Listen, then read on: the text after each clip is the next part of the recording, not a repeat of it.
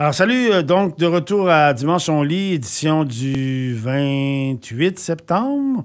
Alors, merci encore d'être là. Écoutez, deuxième demi-heure, on est avec nous Laurence Florisca-Rivard pour son roman Implosion. Bonjour Laurence. Bonjour. Ça va bien? Ça va bien, et toi? Oui, très bien. Bon, merci d'être là. Ben, merci de l'invitation. Merci vraiment d'être là. Écoutez, c'est un roman bouleversant. Moi, j'ai lu ça en une soirée, OK?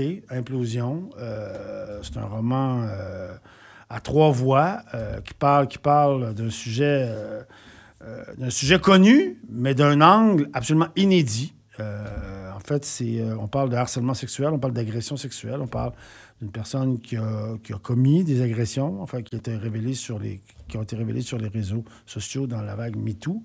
Sauf que le roman, c'est pas l'agresseur. On en parle de l'agresseur, mais on parle du point de vue des gens qui sont près de l'agresseur. Donc, c'est très, très, très intéressant, en fait, et très troublant. Donc, il y a une partie du roman, c'est un roman à trois voix. Une partie du roman, c'est la maman de l'agresseur. L'autre partie, c'est le meilleur ami de l'agresseur. Et l'autre partie, c'est la blonde de l'agresseur. Donc, vous pouvez imaginer comment... Moi, en fait, j'ai trouvé ça absolument génial. Là, tu rentres là-dedans, c'est vraiment très, très, très, très particulier. C'est un voyage très, très particulier. Et c'est tellement une bonne idée, en fait, Laurent, je comprends vraiment pas que personne n'ait pensé à ça avant, tellement c'est une idée géniale d'aller voir un peu ce que sont, dans la tête, dans le cœur, des gens qui côtoient cette personne-là. Tu sais, on est habitué vraiment... Puis bon, avec raison, de ne pas aimer les agresseurs sexuels. Mais là, on vit avec des personnes qui ont un rapport émotif très particulier avec la personne. Alors, comment t'es venue cette idée-là, Laurence, en fait? Je pense qu'elle est venue un peu pendant la vague MeToo. Moi, ça reste une fiction, là, c'est pas issu de ce que moi j'ai vécu. Mais j'ai quand même, dans mon entourage à l'école secondaire, il y a quand même un garçon qui s'est fait dénoncer... à l'époque. Puis à ce moment-là, moi, j'étais au cégep, là, j'étais plus au secondaire, mais j'avais quand même des contacts avec des amis. Puis j'ai un peu vu c'était quoi l'implosion qu'il y a eu, justement, au niveau de son cercle d'amis. Sa mère aussi, étant donné que je viens d'une petite ville, ben tout le monde se connaît. Donc, j'ai comme eu des échos de comment ça s'était passé. Il y avait aussi une copine à ce moment-là. Puis cette copine-là a décidé de rester avec lui, même si une des victimes était une de ses très bonnes amies à elle. Donc, moi, ça a piqué vraiment ma curiosité, en fait, de savoir qu'est-ce qui l'avait amené à rester auprès de ce gars-là. Ben oui. Mais c'est resté un peu comme ça en suspens. Je pense que ça avait soulevé des réflexions à l'intérieur de moi sans plus. Puis c'est juste à l'université après que, dans un cours de création, durant mon bac, fallait que j'écrive un court texte là, d'une vingtaine de pages. D'ailleurs, les premières pages du livre sont presque identiques à ce que j'ai écrit dans ce cours-là. Puis je me suis un peu lancée naïvement dans le personnage de la mère. Puis là, après ça a fait comme, OK, ben le meilleur ami, lui, comment est-ce qu'il peut réagir? Puis sa copine, pour moi, c'est vraiment des gens qui sont très, très proches de ce garçon-là qui se fait dénoncer. Puis ça soulève vraiment des questions différentes. Ah oui, différentes. Et qui se répondent un peu aussi, puis qui font tous plus largement un portrait, c'est quoi les violences ordinaires qu'on côtoie, puis pourquoi est-ce que ça nous a autant surpris aussi, les dénonciations? Il y a quand même eu un choc collectif, là, puis ça m'a habité aussi. Pourquoi est-ce qu'on a été aussi surpris? Je trouve que... Qu'est-ce que tu veux dire? Ben, c'est comme si on avait été dans un espèce de petit déni collectif où, puis pendant le mouvement MeToo, on s'est rendu compte que, ah mon Dieu, finalement, le milieu de la musique, il y a plein de gens qui se sont fait dénoncer, le milieu du tatouage, les acteurs aussi, le milieu de l'humour, il y a presque aucun domaine, puis il y a eu une espèce d'onde de choc qui s'est fait à ce moment-là où on dirait qu'on a tous pris conscience collectivement que les femmes se font plus agresser qu'on pense. Il y a du harcèlement sexuel qui se produit de façon plus courante que l'on pouvait penser. Puis je me suis demandé pourquoi est-ce qu'on l'avait pas vu avant. Puis je trouve que c'est justement dans des petits détails qui sont issus de la culture du viol qu'on voit, particulièrement dans le personnage de Charles, par exemple. Comment il agit des fois avec les femmes. Oui. Oui, tu en as fait un personnage. Bon, Charles, c'est l'ami, le grand chum de l'agresseur du roman, qui lui-ci a des comportements. Enfin, t'aurais pu décider de ne pas en faire un personnage qui a des comportements problématiques et qui peut être amené à m'être choisi d'en faire un personnage qui se pose des questions sur ses propres comportements aussi, là. Ouais. Puis, je pense que Charles, j'ai vraiment voulu jouer sur l'espèce de ligne où, oui, il est problématique, mais pas tant que ça non plus. C'est comme un gars ordinaire qui, des fois, joue avec les limites, puis tout ça. Puis ça, j'ai l'impression qu'on n'en parle pas assez parce que y en a beaucoup des gars ordinaires comme ça, comme Charles. Il y en existe beaucoup, je pense. Puis on réalise pas que ces genres de comportements-là normalisent la culture du viol qui, après ça, fait en sorte qu'on banalise les hommes qui violent ou qui agressent des femmes. Puis pour moi, c'est important que on parle de ces petites violences-là ordinaires qui, tu sais, créent pas nécessairement de trauma aussi grave, tu sais, puis aussi grand qu'un viol, tu sais, comme il y a des scènes où Charles agit avec des femmes de façon vraiment très, très douteuse. Mais ça reste que c'est pas nécessairement un viol, tu sais.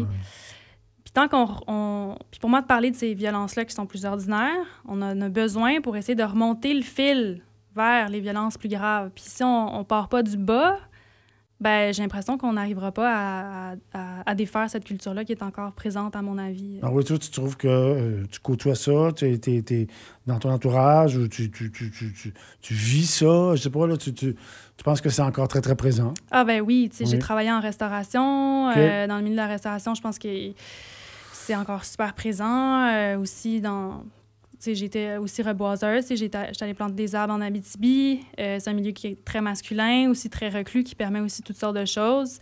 Puis oui, je pense qu'il y en a encore beaucoup de chemin à faire. Puis je pense pas qu'il faut se braquer ou le prendre personnel ou être susceptible par rapport à ces enjeux-là, dans le sens où mon roman, justement, le but, c'est de faire comme une espèce de miroir qui nous renvoie un peu nos propres... peut-être nos propres... ben, tu sais, moi, je pense à moi, mais c'est sûr que j'ai encore de la misogynie internalisée. J'ai grandi dans une société où il y a encore de la misogynie qui existe. Donc, bien sûr que j'ai intégré des codes. La culture pornographique a été présente dans ma vie. Donc, c'est sûr que j'ai intégré ces constructions-là sociales, ces dynamiques-là entre les genres. Donc, pour moi, c'est comme... c'est important d'en parler. Ouais, c'est toujours, pour moi, ça existe encore vraiment toujours. C'est peut-être plus nommé qu'avant, mais je pense qu'on a encore vraiment beaucoup de chemin à faire. Ouais. Vraiment. Chemin à faire. Bon, moi, on va en parler après, la blonde, mais il y a le personnage de la mère que j'ai trouvé vraiment... je sais pas pourquoi, là. Moi, j'ai un garçon de 17 ans, puis... à un moment donné, il tripait un peu sur... comment il s'appelait, là, le Andrew Tate, là. On a eu une bonne jase avec lui. Bon, puis, tu sais, là, il aime ça se muscler, bon, tout ça. Bon, mais on a encadré ça en disant, ben oui, OK, tu peux aimer ton corps pour être en bonne santé, je veux dire. Mais je peux te dire que les femmes s'intéressent plus à ce que tu as dans ton cerveau que ce que tu as dans tes muscles, pour la plupart, en tout cas. Et on a eu cette discussion-là, mais tu sais, c'est quelque chose qui est présent. Puis là, j'imaginais la mère... Bon, comment t'as fait, d'une part, toi qui es une jeune femme, relativement jeune femme, là, tu as un personnage qui est en haut, qui est dans la quarantaine, qui a un enfant, on imagine, c'est pas clair, mais quoi, il y a 22 ans, le personnage principal? Oui, 23. Agresseur, à peu près, bon. Ouais. D'ailleurs, pour la petite histoire, dans le roman, le personnage central est un champion de tennis québécois qui joue dans des grands chelems, là. Bon, il n'y a pas de référence à aucun personnage connu, mais c'est une grande vedette du sport, connue du grand public. Ouais. Ça aussi, c'est important parce que, bon, évidemment, ça a un impact. Mais le roman n'est pas du tout là-dedans. Le roman n'est pas du tout dans l'éclat que ça a sur la place publique. C'est pas ça. On est dans l'intériorité, en fait, du vécu des personnages qui côtoient. Fait que là, t'as le personnage de la mère, mais OK, la mère, tu peux t'identifier peut-être à la blonde d'un gars, mais la mère, comment t'as fait ça? Ben, je pense qu'en plus, la mère, c'est peut-être le personnage qui, étrangement, pas me ressemble le plus, mais du moins me plus touchée, je pense, parce que on se pose beaucoup la question de la responsabilité maternelle à élever des garçons. Mais je pense qu'il y a aussi des limites à ce rôle-là, dans le sens où... élever un enfant, il y a beaucoup de gens, il y a beaucoup d'acteurs qui jouent un rôle là-dedans. Là. Puis je trouve que c'est des zones un peu grises qu'on n'a pas tant dénouées, du moins, au niveau du rôle de cette mère-là, puis de la culpabilité qui vient avec ça. Mais pour moi, c'est comme évident qu'il faut en parler parce que, bien évidemment, qu'on a mis beaucoup la faute aussi sur les mères. Je pense au livre We Need to Talk About Kevin, où c'est l'histoire, rapidement, là, où c'est l'histoire d'une mère qui a un fils qui a fait une tuerie dans une école, tu sais, puis c'est toute la culpabilité qu'elle reçoit du village, puis tout ça. Je pense que dans les discours communs, ça arrive souvent qu'on met tout ça sur l'épaule de la mère. Il fallait en parler, je pense. Effectivement, c'est très intéressant. Bon, mais je pense qu'il faut qu'on aille à la pause. Alors, très intéressant. Alors, je vous rappelle, on est avec Laurence Florisca-Rivard pour son roman Implosion. Alors, de retour dans 2 minutes après cette pause musicale. Bon, de retour à Dimanche au lit. Fait qu'on a fait un plus grand bout qu'on pensait avec Laurence, pardon. Mais c'est un sujet tellement intéressant, hein? On a été pris. La matière on était pris dans notre discussion, fait qu'on a dépassé le temps. On n'a pas mis la musique qu'on voulait, mais c'est pas grave, on est là. On est de retour avec Laurence pour un dernier bloc. Écoute, OK, bon, là, on a parlé de la mère. Comment, bon, tu avais réussi à rentrer dans ce personnage-là, qui est quand même très, très troublant. Imaginez, hein, une maman qui son fils est une grande vedette de sport, gagne des prix partout, puis du jour au lendemain, il est étiqueté comme un agresseur sexuel. Et donc, tu tombes de haut. Puis bon, il y a évidemment l'ami dont on a parlé. Puis là, il y a la blonde. Il y a je dirais quasiment 2 tiers du roman. Enfin, non, peut-être pas. La moitié du roman est sur la blonde complice qui, elle, se fait regarder par ses amis. Il y a des discussions malaisantes avec ses chums de filles. Il y en a qui sont très militantes, genre, qu'est-ce que tu fais encore avec lui? Puis elle, qui, quand même, elle aime ce gars-là, tu sais. Ouais. Ça pose plein de questions sur... tu sais, parce que... Comment je dirais ça? L'opinion publique, surtout dans le mouvement MeToo, devient très, très vite très tranchante. Mais et là, ça pose toute la question un peu troublante, en fait, ça reste un être humain pareil. Hein? La personne qui agresse sexuellement, il fait des mauvaises choses. Il y a des mauvais comportements qu'on peut condamner. Mais en dehors de ça, c'est un être humain. Au quotidien, c'est pas un agresseur à temps complet. En tout cas, elle avait pas vu venir, la blonde. Ouais. Ça a dû te poser plein de questions morales d'écrire le personnage de la blonde. Là. Ben oui, tout à fait. Puis je pense que Clémence, ça a été c'est elle qui m'a pris le plus de temps à connecter avec elle. Puis pour moi, je parlais justement que l'idée est venue quand même de ce garçon-là de mon secondaire, qui avait une copine à ce moment-là, qui restait avec lui. Puis pour moi, il y avait quelque chose de quand même profondément féministe dans cette démarche-là, d'essayer de comprendre cette fille-là, quel compromis est-ce qu'elle doit faire pour rester avec ce garçon-là. Les contradictions aussi que ça doit provoquer à l'intérieur de soi, les contradictions morales, les dilemmes moraux qui viennent avec tout ça. Tu es quand même attirée par lui, tu sais. Dans le roman, elle fait l'amour avec lui, sachant qu'il a potentiellement agressé des filles. Oui, et puis ça, je pense que ça, tu sais, quand une dénonciation se produit, c'est sûr que les sentiments que tu as pour quelqu'un peuvent pas changer du jour au lendemain. Je pense que c'est pas être collé avec la réalité humaine de penser ça. Puis, moi, je suis une grande... je crois beaucoup à la justice réparatrice, puis mon roman pose, je pense, beaucoup de questions sans que je donne tant de réponses que ça. J'ai pas envie de donner une recette aux gens de comment réagir s'il y a une dénonciation qui se produit. Je pense que chacun doit faire ce travail-là d'introspection par rapport à c'est quoi la relation que j'ai avec cette personne-là qui se fait dénoncer, puis qu'est-ce que j'en fais après, puis tout ça. Je pense pas que c'est si simple, tu sais. Puis en même temps, ces gars-là qu'on dénonce, ces personnes-là qu'on dénonce, je pense que ce serait triste, de pas voir ça, de pas croire, du moins, à peut-être... la réhabilitation. Une réhabilitation. Oui, bien sûr. Oui, à une façon de... d'être capable de voir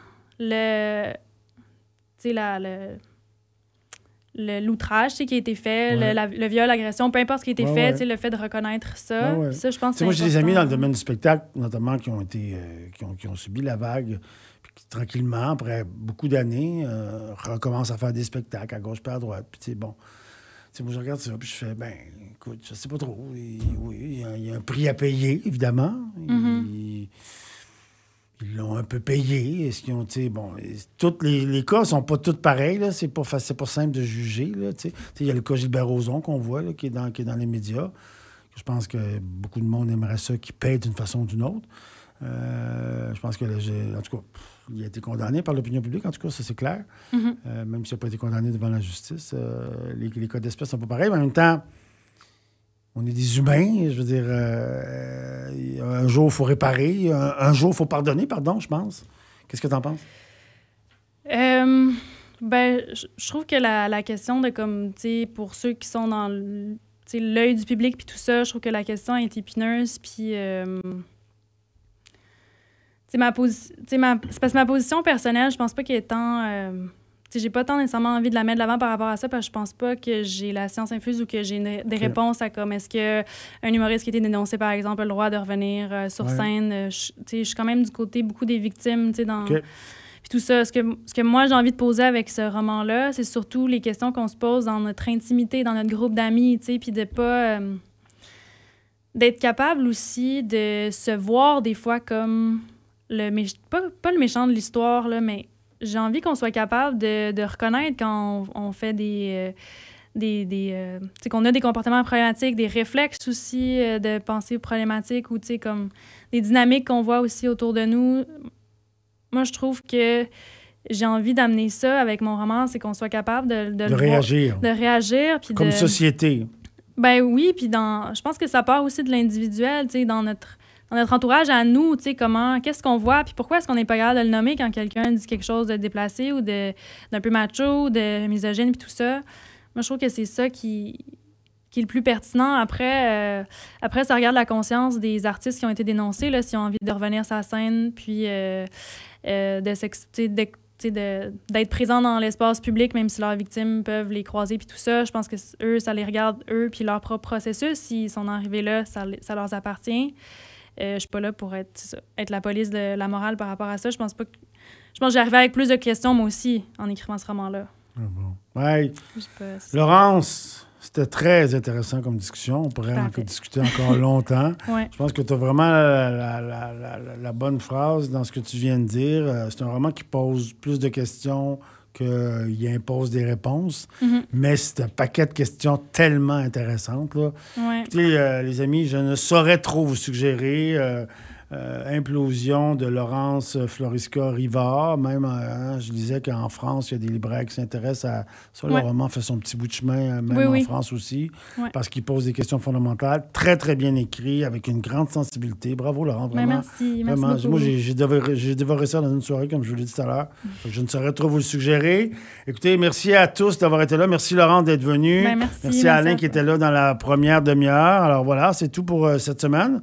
De retour, en fait, il va y avoir une autre émission la semaine prochaine. Moi, je suis de retour dans 2 semaines. À Dimanche, on lit. N'oubliez pas les livres qu'on parle aujourd'hui. Ils vont être en vitrine, enfin à l'entrée de la librairie à lire, qui est à 3 portes d'ici. Ils sont disponibles en tout temps, là. Mais vous pouvez vous les procurer. Merci à Stéphane Blanchette d'avoir été mon mentor et mon directeur technique pour cette magnifique émission. Alors, à dans 2 semaines. Salut, gang! FM 103.3